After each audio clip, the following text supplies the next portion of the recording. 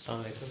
आज का जो हमारा लेक्चर है वो कंबस्शन एनालिसिस के रिलेटेड हमने एक न्यूमेरिकल करना है, एग्जांपल करनी है। एग्जांपल नंबर 4 बहुत ज़्यादा इंपॉर्टेंट है पेपर पॉइंट ऑफ व्यू के हवाले से।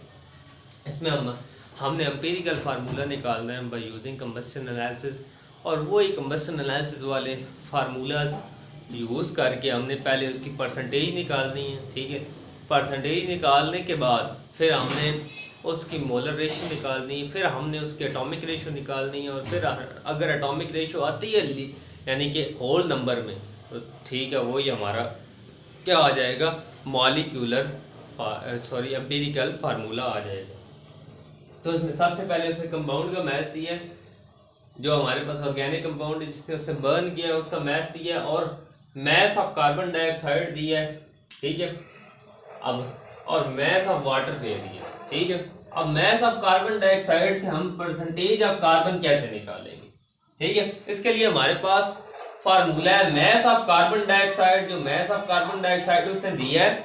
ठीक है, divided by total mass of compound, divided by total mass of compound multiply 12 और डिवाइडेड 44। 12 क्या एटॉमिक मास ऑफ कार्बन और atomic mass of carbon dioxide 44 है, मल्टीप्लाई 100 कर दिया तो हमारे पास कार्बन की परसेंटेज कितनी निकल आई, 52.11।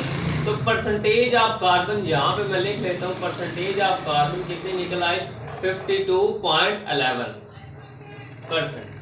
ठीक है, अब नेक्स्ट हमने हाइड्रोजन की परसेंटेज निकालनी है, तो सिंपली यहां पे क्या लिख दूंगा, बाकी सारा फार्मूला सेम ही है तकरीबन। हाइड्रोजन की निकालनी है, हाइड्रोजन मैस ऑफ क्या है, हाइड्रोजन जो हमारे पास मैस उसने दिया है, ये ऊपर दिया हुआ है, sorry mass of water divided mass of compound multiply. अब देखो हाइड्रोजन का कितना होता है एटॉमिक मास 2। ठीक है, 2 हाइड्रोजन है इसमें, तो डिवाइडेड 18 करेंगे क्योंकि एटॉमिक मास वाटर का क्या होता है 18 मल्टीप्लाई 100 कर देंगे। अब देखो मास कितना है, वाटर का मास कितना दिया, 0.6369 gram divided by mass of compound कितना दिया है इसने, 0.54639 मल्टीप्लाई 2 डिवाइडेड बाय 18 मल्टीप्लाई 100। तो हमारे पास यहाँ पे परसेंटेज ऑफ हाइड्रोजन कितनी निकलेगी, परसेंटेज ऑफ हाइड्रोजन निकलेगी जी हमारे पास, परसेंटेज ऑफ हाइड्रोजन निकलेगी 13.11% हमारे पास हाइड्रोजन निकल आई। तो यहाँ पे मैं ऊपर हाइड्रोजन की भी परसेंटेज लिख देता हूँ कि हाइड्रोजन हमारे पास कितनी निकली। अब इसी परसेंटेज को हमने यूज करना आगे मॉलिक्यूलर फार्मूला, एम्पिरिकल फार्मूला निकालने के। ये आ गया। ठीक है, अब मैं ऑक्सीजन की निकालता हूं, तो ऑक्सीजन की निकालने के लिए मैंने आपको एक फार्मूला बताया था कि परसेंटेज ऑफ ऑक्सीजन अगर निकालनी ऑक्सीजन, तो 100 माइनस क्या कर देना, 100 minus percentage of carbon minus percentage of hydrogen.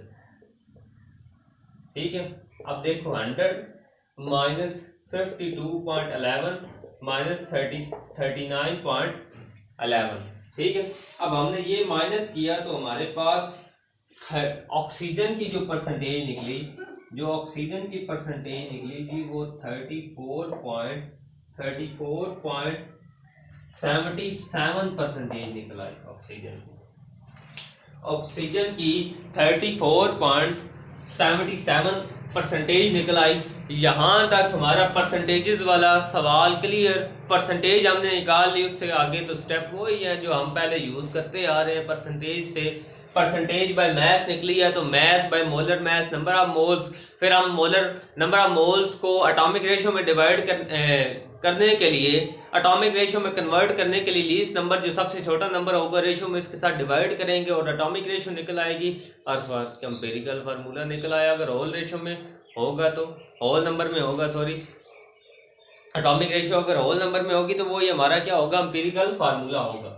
अब ये बातें उसको समझ आएंगी जिसने सारे सीक्वेंस से ना इस चैप्टर को लेके चला है, लेकिन जिसने नहीं पढ़ा, जिसने नहीं लेक्चर लिया, पिछले 3-4 जो एम्पिरिकल फार्मूला के थे, कंबशन एनालिसिस के, एनालिसिस ऑफ कंपाउंड के थे, ठीक है, ये लेक्चर जिसने नहीं लिए उसको नहीं बात समझ आएगी, उसके लिए हवाई जहाज ही होगा। ठीक है, अब तीनों परसेंटेजेस मैंने ले लिए। ठीक है, तीनों परसेंटेजेस यहाँ पे लिख लें। यहाँ पे ऑक्सीजन की भी परसेंटेज कितनी निकल आई है, 34.11% निकल आई। अब यहाँ पे एक टेबल में बना लेता हूँ, ज़रा आसान हो जाएगा काम। यहाँ पे टेबल बना लिया, यहाँ पे मैंने लिखा carbon, carbon, hydrogen and oxygen. यहाँ पे मैं लिख रहा हूँ इनकी परसेंटेज। ठीक है, परसेंटेज कार्बन की कितनी है, 52.11, 13.11, 34.11, ये इनकी क्या आ गई परसेंटेज।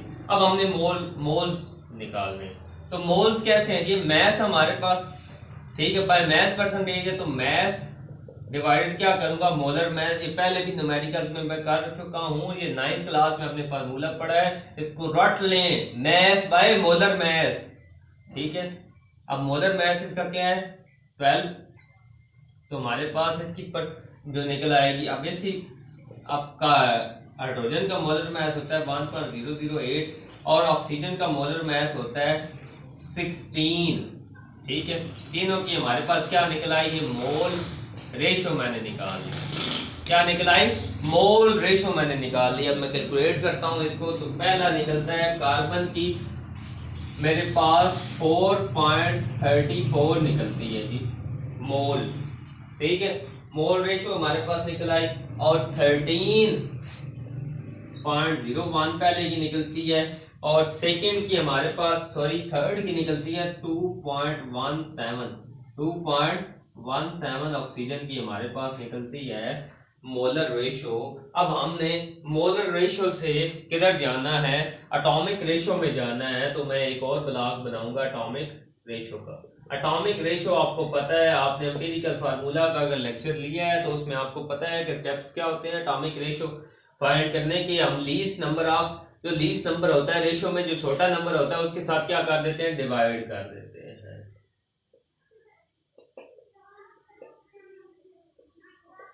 Sorry 13.10 divided by,